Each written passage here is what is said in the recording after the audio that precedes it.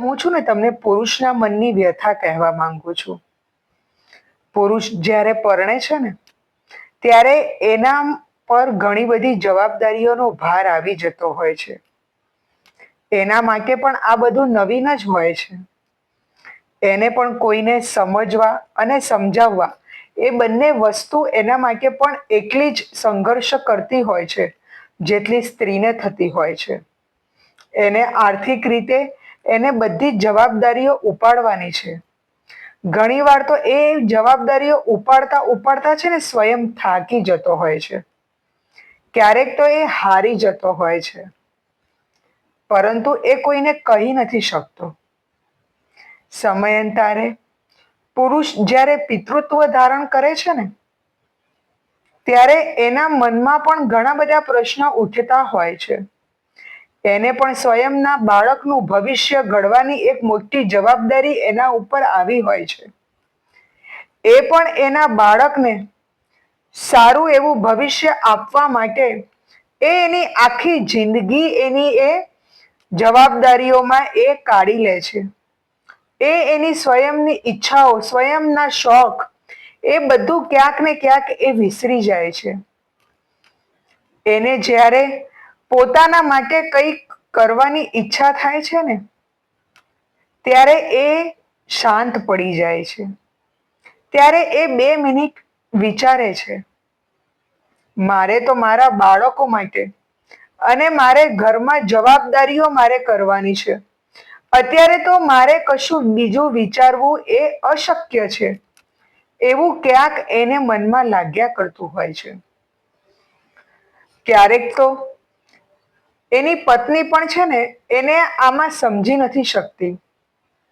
ક્યારેક એ બંનેના વિચારો છે ને ભેગા નથી થતા. બંને વચ્ચે સામન્વય ઘણું ઓછું હોય છે. ત્યારે એની માનસિક પીડા વધારે વધી જાય છે. એની આ વ્યથા છે ને સ્ત્રીની જેમ જાહેર નથી કરી શકતો. એ અંદર ને અંદર ઝેરના ઘૂંટડા પીતો હોય છે.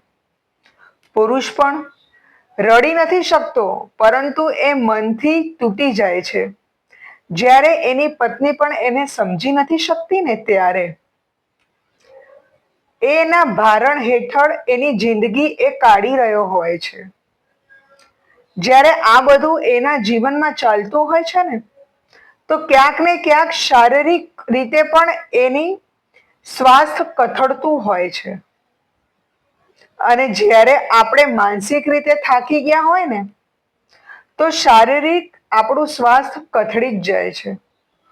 આ બધામાં પુરુષ એની મનોદશા કોઈને કહી નથી શકતો. એની પીડા સ્ત્રીની જેમ બીજા કોઈ વ્યક્તિને એ કહેતો નથી. ક્યારેક છે ને એ વ્યસનના માર્ગે દોરી જાય છે. પરંતુ શું આ વ્યસનના માર્ગે દોરી જવું એ કેટલું સત્ય છે? એ વ્યસન એને થોડો સમય જ આનંદ આપે છે કે થોડોક સમય એને ભાન ભૂલાવી દે છે કે હવે તારા પાસે જવાબદારી નથી, તું બહુ ખુશ છો. પરંતુ જેવું એ વ્યસનમાંથી એ બહાર આવે છે ને ત્યારે પાછી જ એ જવાબદારીઓ અને એ બધા વિચારો એના મગજમાં રમતા હોય છે. પરંતુ વ્યસન કરતા કરતા છે ને એ માનસિક અને શારીરિક રીતે સંપૂર્ણપણે કથળી ગયો હોય છે. એટલે મિત્રો, સંઘર્ષો તો દરેકના જીવનમાં આવે જ છે, સ્ત્રી હોય કે પુરુષ. પરંતુ જ્યારે આપણે આ સંઘર્ષો સાથે આપણે લડશું ને અને આપણે સ્વયંની વાત આપણે બીજાને શેર કરશું ને તો આપણે ઘણા ખરા અંશે આમાંથી બહાર આવી શકીએ છીએ. આપણે આપણા સ્વયંની શારીરિક અને માનસિક સ્વાસ્થ્ય આપણે જાળવી શકીએ છીએ. દરેક વખતે આપણે બધાની અપેક્ષાઓ પૂરી કરવાની નથી. અમુક અપેક્ષાઓ સમય અને સંજોગોના આધારે થતી હોય છે. જવાબદારીઓ એને નિભાવવાની છે, પરંતુ એ જવાબદારીઓ નિભાવતા નિભાવતા એને સ્વયંને ભૂલવાનું નથી. આ વાત પુરુષે સમજવાની છે. જ્યારે પત્ની સમજતી ના હોય તો એને પ્રેમથી સમજાવવાની છે. એના વિચારો જોડે સામન્વય લાવવાનું છે. એને સ્વયંના નિર્ણયો લેવામાં આપણા જોડે એને સામેલ કરવાની છે. તો જ આપણે આ સંઘર્ષમાંથી બહાર આવી શકશું. અને રહી છે વ્યસનની વ્યાત.